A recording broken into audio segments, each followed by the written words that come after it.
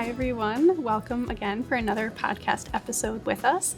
I'm very excited to introduce this episode's guest. Brian is going to be our guest, and we're very excited to have him. So, Brian, can you talk a little bit about kind of your experience, what your background is, just to share with our listeners? Yeah, sure. So I own Paramount Physical Therapy and Training. My background is working mostly with professional athletes and business leaders and what we would call like corporate athletes.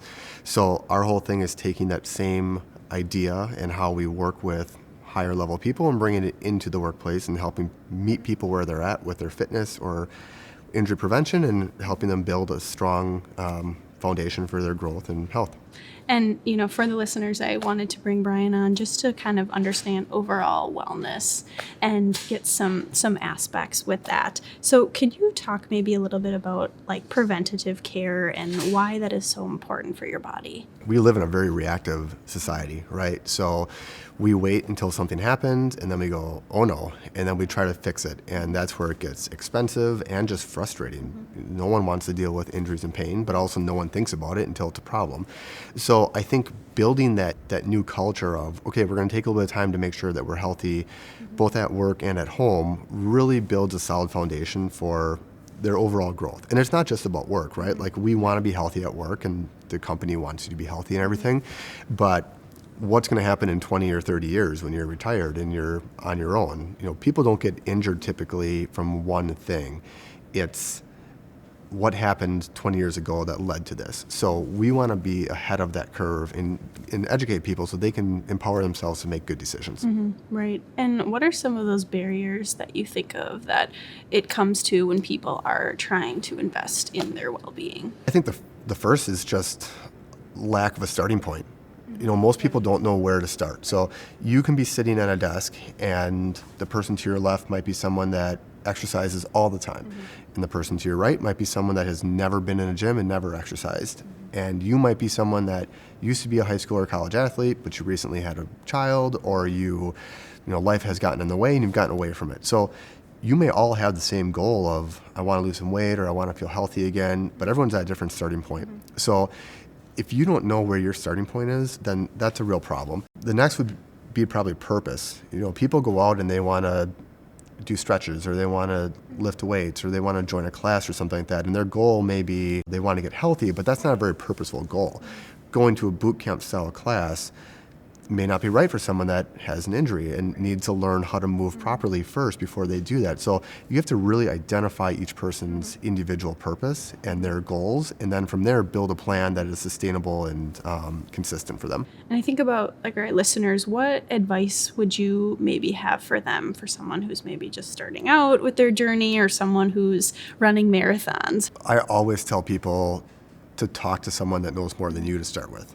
Like, me being a physical therapist, a lot of people will come talk to me first because we can take a global view of everything that's going on, whether you are an elite level athlete or someone that's never worked out before, and identify, okay, where are your yellow flags and red flags and what are your goals and your triggers and your barriers, and let's come up with a game plan moving forward for it. I think it's also important just to have a good plan so that you know what are the logical steps we're going to take and something that's sustainable. If you go in and you say, I'm going to do 5 days a week of workouts, like that's probably not going to happen. Or it's going to happen for a couple months and then you're going to be sore or you're going to be burnt out and it's not going to work. And the last thing is just be okay with failure. People try these diets or people try a workout and they say, I'm going to do it 5 days a week for 3 weeks. And then 2 weeks into it, they've only done 2 days. And they're like, well, I'm done. Yeah.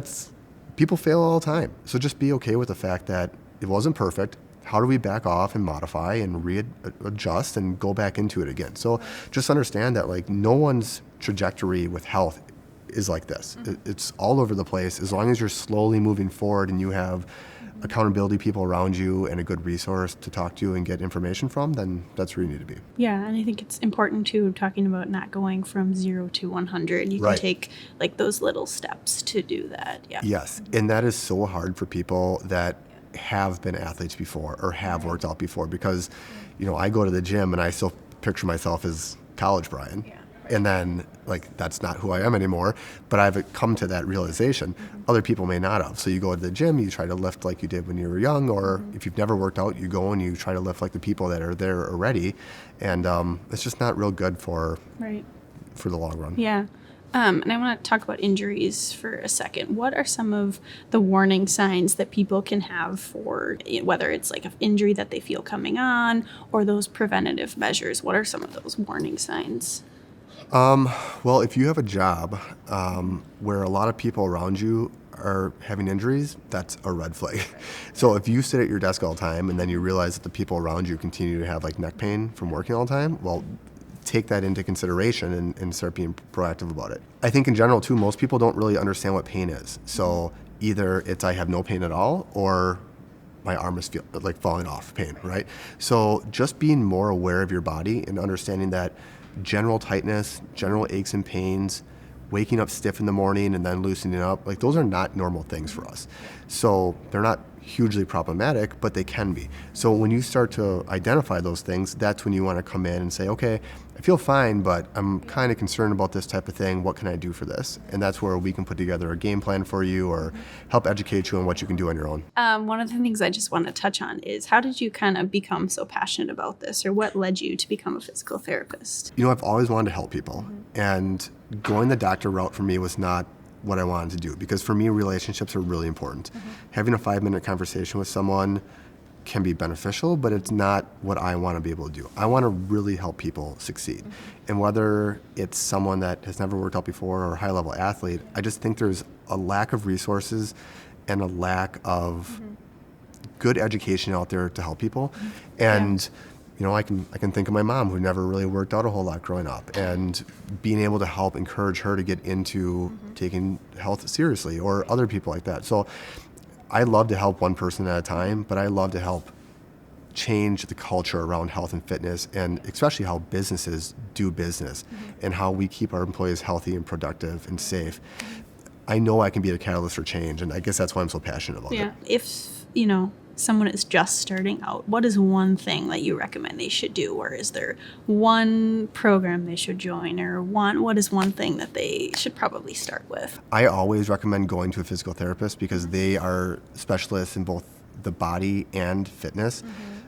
Whereas if you just talk to a personal trainer, they may not have a certification, or you know they're going to look at things totally different than someone who's looking at it from a physical body standpoint. So once you have that conversation, then you can put out there your fears and the things that intimidate you and what your goals are, and from there, you know, we could have a 10-minute conversation and you could leave with so much knowledge about what your next steps are going to be, as opposed to going online or reading a blog or you know listening to a podcast. Those things are all great, but they're all great for like one person out of 1,000. Each person's unique, and you need to figure out what journey is appropriate for you, no matter where you're starting, to get to where you want to go. Right, and I think it allows that that aspect of a relationship. You know, you'll know what I need and what I want, and you're able to create a plan together. I think that also. Yeah, and the accountability part of it is so important too. You want someone who's doing this with you. You don't want to feel like you're out on an island, not being able to have someone support you. Yeah. Okay, awesome. Anything else additional you think people should know? No, probably the biggest thing is just focus on being preventative and you know, take advantage of resources that are around you. If you have a gym, if you have a therapist, you have someone that can come and work with you, take advantage of those types of things, and don't be intimidated to get into health. Like if you're new to it, it's okay to start something new. And if you've been doing it for years, there's probably a better way to do it than what you're doing it right now too. Like just be open to the idea of having the conversation and seeing how you can improve yourself. And listen to our podcast episode. Yes. Yeah, of course, that too. Okay, well, thank you so much for being here. Thanks for having me. Appreciate it.